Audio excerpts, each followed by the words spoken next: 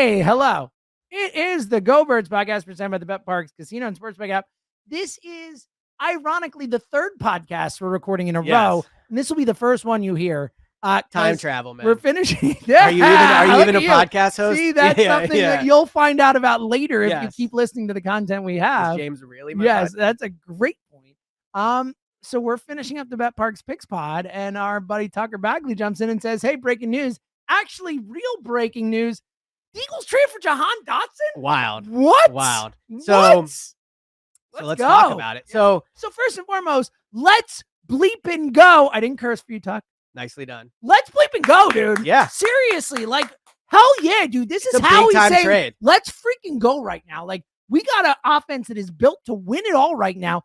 And there's only two spots that we talked about as like concerns, the right guard thing, the third wide receiver, and how he just went and fixed one of those like in spades, like getting someone who is exact. I mean, you talk so much about how they love a speed guy in that spot. Yeah. A threat. Like they could not, like when I thought about them trading for a third wide receiver, I did not expect someone close to as good as Jahan Dotson. So let's talk quickly, just a recap of Jahan Dotson for those that are listening that maybe don't know as much about him. So Jahan Dotson has been in the NFL for 2 years, so he's still young. So this is not like a 35-year-old veteran that they're bringing in to fill a spot.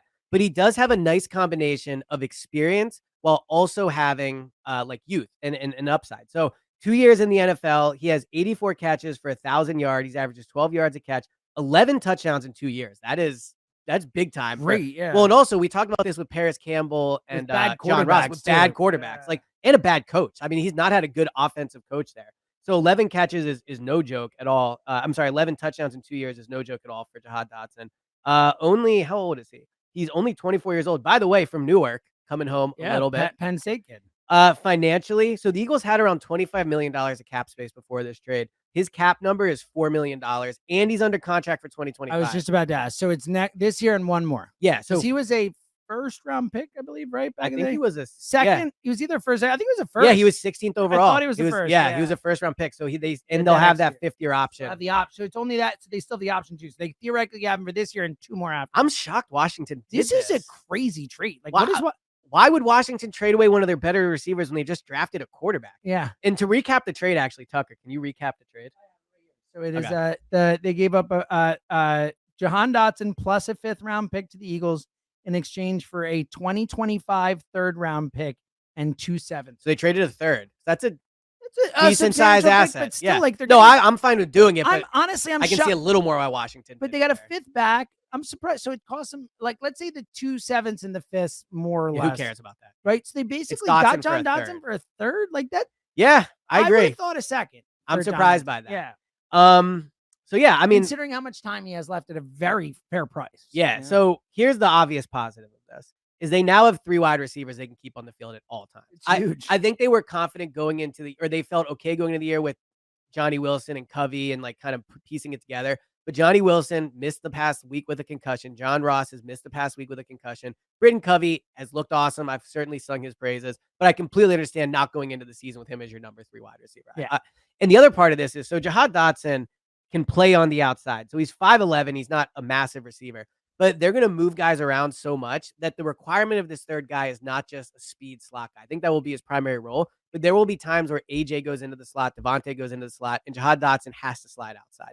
I mean, they will probably, let's say they play, I don't know, 500 offensive snaps this year. Like AJ, Devontae, and Jahan Dotson. AJ and Devontae will be on there for almost all of them, but Jahan Dotson will probably play 75% of the Oh, I think so too. Without a doubt. I think he'll be a big time addition. And the other thing that, you I can't believe they just added Jahan Dotson. I know. This is a true emergency pod. This is exciting. They can get through on the pod. I mean, like I was already saying that, and like everyone agreed, right?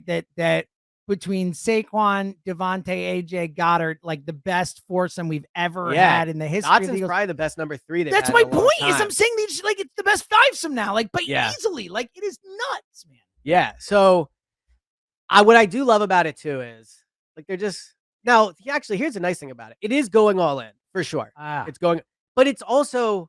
It's a smart move for a guy who's a valuable player. Yeah. I mean, the chances of a 3rd-round pick in 2025 being as good as Jahan Dotson. I would make this trade whether I'm winning team or losing. Yes, like, that's what I'm saying. It is a developmental pick as well. So Howie going all in, which I really like. It fits a glaring need. And what's also nice is they get him. I mean, they go to Brazil in a week and a half or whatever, so there's not a ton of time. But this is not post-cut. Like, the fact that Jahan Dotson can probably be at the NovaCare today, the fact that he could, they'll play on Saturday, but like he'll be at practice all next week. It's not like they're going to acquire him on Tuesday. He's there Thursday. They fly. Like, he's going to have a lot of time to be around this team. So I think that's a big time positive. And the third wide receiver in Kellen Moore's offense has been a big part of his offense. Like, in Dallas, they always had number 3 guys that it felt like killed the Eagles, especially. Michael Gallup got paid. Michael Gallup became a number 2 because of it. The guy that's on the Cowboys, the Vikings now, whose name I can't think of, but he's like a quick guy. Tucker, you might know. Signed with the Vikings, 1-year deal. Oh no, he signed with the Patriots.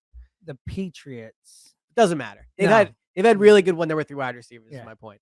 And so I think with Kellen Moore and Sirianni running this offense, like, you will see Jahan Dotson involved in it. Clearly, I think so. But it's an important role for sure. I'm floored. I'm really shocked. Well, the other thing that he brings is we just think out loud. Right now. Yeah, the other thing that he is somebody other teams will think about when they game plan. He's a threat. Yeah, the dude, and a deep threat too. Like, again, like, not only is he a good receiver, seemingly at a good price, someone who theoretically could be a team's number 2, much less number 3 receiver, but also is exactly the type of player that you've talked so much about them wanting in that position. You've said 10,000 times they want speed in the slot. That's why you thought John Ross had a chance when he first came here and all that. Like, he ran a 4.440. You have hammered this home over, and Jahan Dotson is that type of guy where they want it.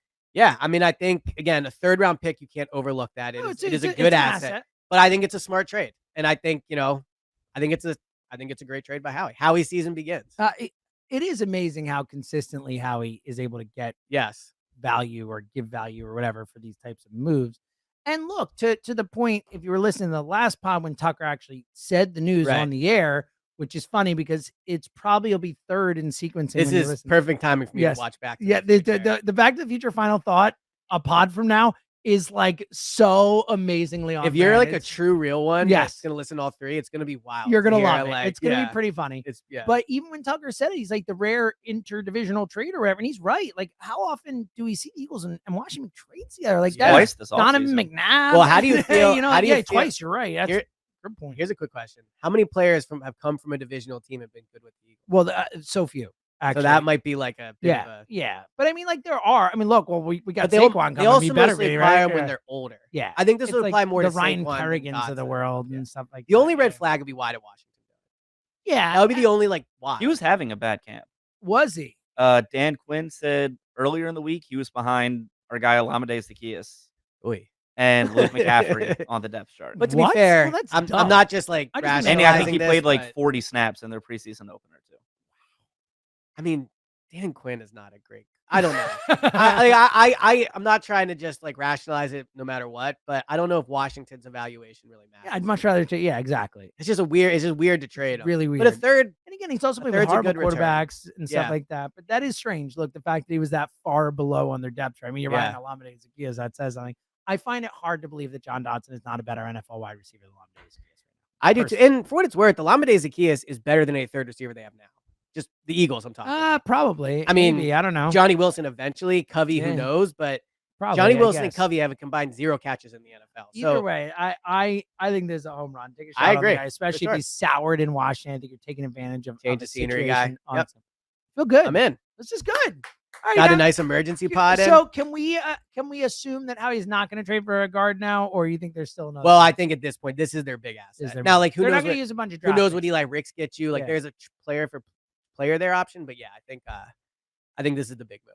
Okay, all right. So if you're listen to this, the emergency pod, then check out the main pod where we talk about roster stuff, and then the Parks Picks pod where we also talk about other things. You're gone for 5 days. And then if you listen to all 3, and you will get to hear in the Bet Parks Picks pod the end. It's like piecing together a puzzle. Yes, where you will hear this pod like more or less begin. Yeah, it's pretty wild. This is our biggest. It's like Christopher Nolan-esque. It really is. Yes. Honestly, I just took part in it. I'm a little confused too. I'm like trying to be like, wait, this, and then so listen to them all. Hey, this is why training camp's the best. That's right. Yeah. Listen to them all, and it could be a pretty fun ride. Yeah, we good with that. All right.